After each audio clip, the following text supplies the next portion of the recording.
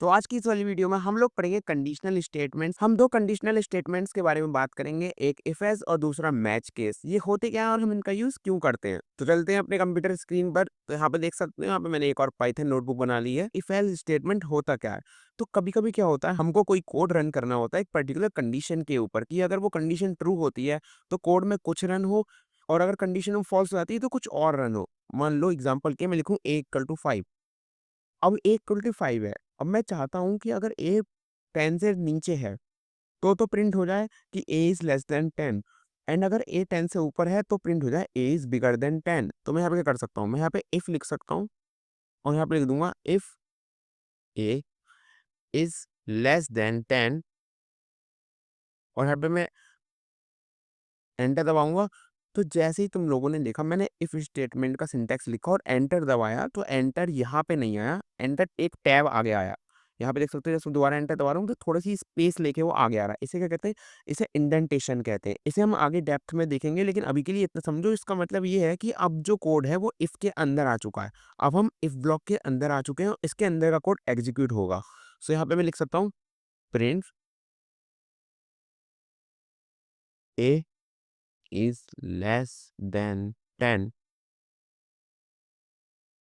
अब else print A is bigger than 10। और अगर मैं इसे रन करूं तो देख सकते हो आंसर में आया ए इज लेस देन 10, जो कि सच है। ए जो है वो 10 से छोटा है, तो ये वाली स्टेटमेंट रन होगी। और एल्स में क्या रन होगा, ए इज बिगर देन 10। अगर मैं ए की वैल्यू 12 पर दूं तो यहाँ पे देखना, अब आ गया ए इज बिगर देन 10। और यही होता है इफ एल्स स्टेटमेंट, जिसके अंदर हम पर्टिकुलर कंडीशन के ऊपर कोई और लाइन एग्जीक्यूट कर सकते हैं या फिर कोई और कोड एग्जीक्यूट कर सकते हैं। सो यार, तुम लोग जहां तक ये समझ गए होगे। अब इसके अंदर हम मल्टीपल कंडीशंस भी दे सकते हैं, और उसके लिए एक और स्टेटमेंट हम इसको डालेंगे जो कि होता है एलिफ, जिसे हम कहते हैं, क्या कहते हैं, L if.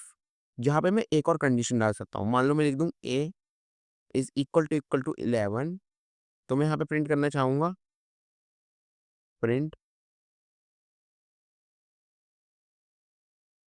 is just one number big than 10।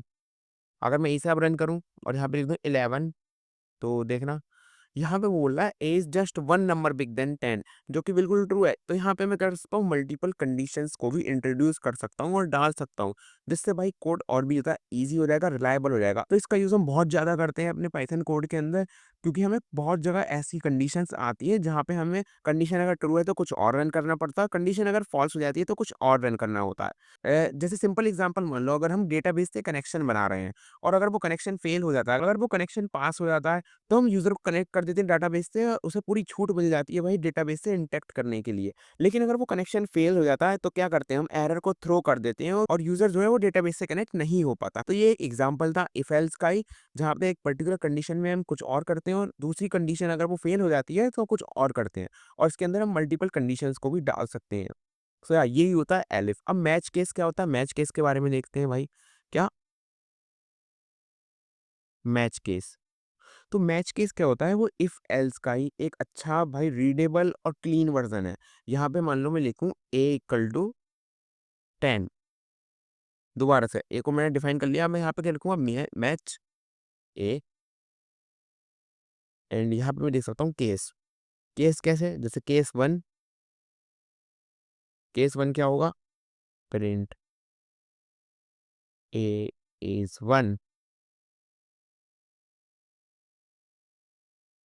Case 2 क्या होगा, प्रिंट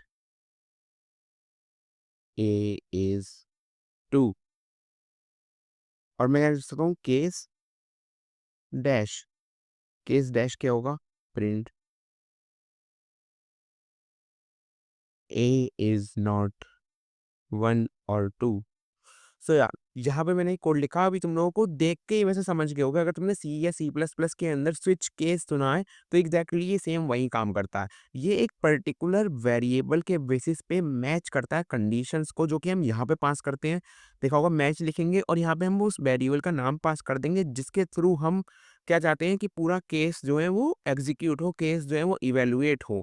तो यहाँ पे मैंने ए को पास किया, तो ये मैच केस किस चीज़ का बन गया? ए के ऊपर बन गया, ए के बेस दे। तो अगर ए की वैल्यू, तो केस बन क्या होना है मैंने? ए की वैल्यू 1, कि अगर ए की वैल्यू 1 है तो इसे प्रिंट कर दो।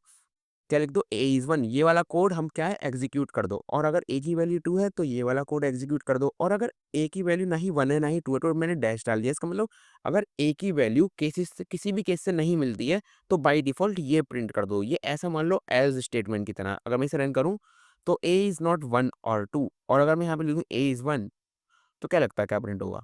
तो यहाँ पे प्रिंट हो गया ए इज़ 1। तो ये काफ़ी ज़्यादा रीडेबल होता है जब हम बहुत ही ज़्यादा स्टैटिक वैल्यूज़ का यूज़ करते हैं अपने कोड के अंदर। तो तुम लोग देख सकते हो इसमें कोई ज़्यादा अंतर नहीं है, दोनों सेम ही काम करते हैं। ये सेम काम हम इफ का यूज़ करके भी कर सकते थे, इफ एल्स का यूज़ करके। लेकिन क्या है, ये ज़्यादा सिंपल दिख रहा होगा और तुम लोगों को दिख रहा होगा कि ये बहुत ज़्यादा रीडेबल भी है। सो या इसलिए हम मैच केस का भी यूज़ करते हैं। तो यही था इफ एल्स और मैच केस। अभी यहाँ पे लूप्स वगैरह रह गए हैं जिसे हम आने वाली वीडियो में ज़रूर देखेंगे। तब तक के लिए टाटा, बाय बाय।